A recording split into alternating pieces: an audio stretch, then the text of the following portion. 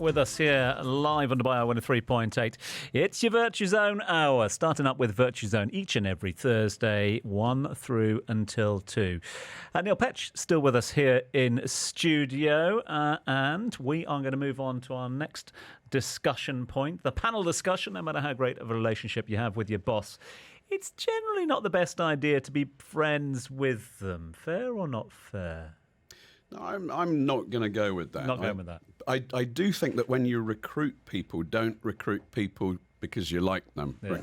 Recruit because if you end up with 8 people exactly like you, you're going to learn in a minute when we start speaking to Rafi. If there were 8 Rafis in his company, my goodness gracious me, you've got to look for strengths that you don't have that complement yours. So from that perspective, yeah, perhaps respect, not like. There is a school of thought out there that it's not the best idea to be friends with your boss. That's certainly according to Phoebe Gavin, a leadership and workplace coach over in the United States, who's been quoted on CNBC talking about that. She says a personal relationship can make things complicated when they may need to make difficult decisions. But we have seen friendships flourish between bosses and their staff, and it got us thinking here on Starting Up. Can you really be friends with your boss? Join the debate now. Let us know your thoughts. Text on 4001, WhatsApp 04 871 5500. In the studio to discuss this, a man who's been with his group for best part of the last 2 decades, 18 years and counting, started out as a project coordinator, one of the youngest CEOs amongst his peers in the industry. Now the CEO of Ryum group of companies. Absolutely wonderful to have joining us live in studio, Rafael, Rafi Khanoyan. Raf, great to have you on with us this afternoon.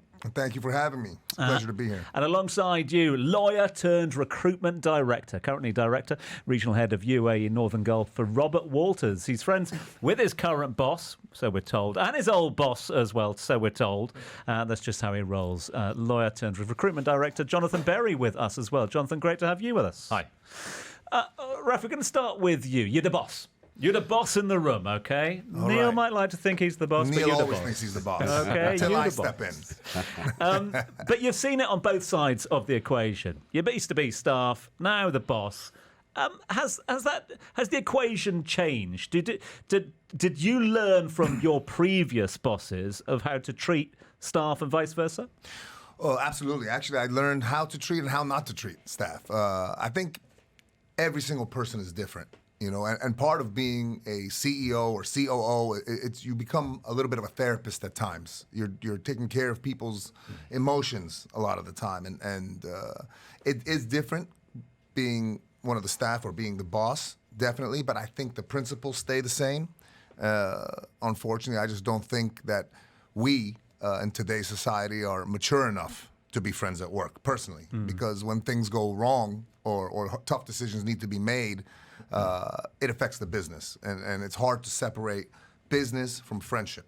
I personally can be friends and go out after work and have fun with anybody, but when it comes to business is business. It's not personal. That's a different world, and I think that makes it very difficult for most people to be friends and have those kind of relationships. Jonathan, your sort of take on the matter as well? I definitely agree to a certain extent. I think it's the word friendship. I think that's what we need to kind of look at here, because within work, you need a level of respect 100%. You are working together to achieve something. You can still be friends whilst doing that, as long as there is that professional divide. Outside of work as friends, hey, do what you want. But I think as long as you've got that, the line in the sand and the boundaries that everybody understands, then yeah, you can definitely still be friends. I'd say the thing, we've had a lot of husband and wife teams come on this show, actually, and there are advantages and disadvantages. And so what you've got to do is be aware where the weaknesses are. And so, for example, Sarah was just talking about it, get the paperwork right so that you know exactly what your agreement is, and you don't have to debate it a year later. You just know very, very clearly what it is. Trust, on the other hand, should be there an awful lot more, so take advantage of it. And if you're, she was again talking about culture, if you've got that environment that people enjoy, and part of that could be socializing, then that gives more energy to the company. Definitely. What about communication? Does it foster more effective communication if you've got a good personal relationship with the boss or not? A good personal relationship, yes, but I think the challenges can come in is the difficult times. Because if you are best friends with somebody and you need to have a quite frank, can be quite a negative conversation, that can be when it becomes tough. Because for both parties, it can be awkward to be told what to do or redirected by one of your friends. But then on the flip side, as the leader and the boss, it's also difficult for you to have that conversation because it's like, look, I'm your friend. Let's put that aside for this moment because this is the conversation we need to have. Yeah, and I suppose, Rafi, especially for somebody who's worked in big organisations as well, now CEO of a big organisation, if you've got those sort of friendships, that could cause a bit of jealousy within a workforce, couldn't it?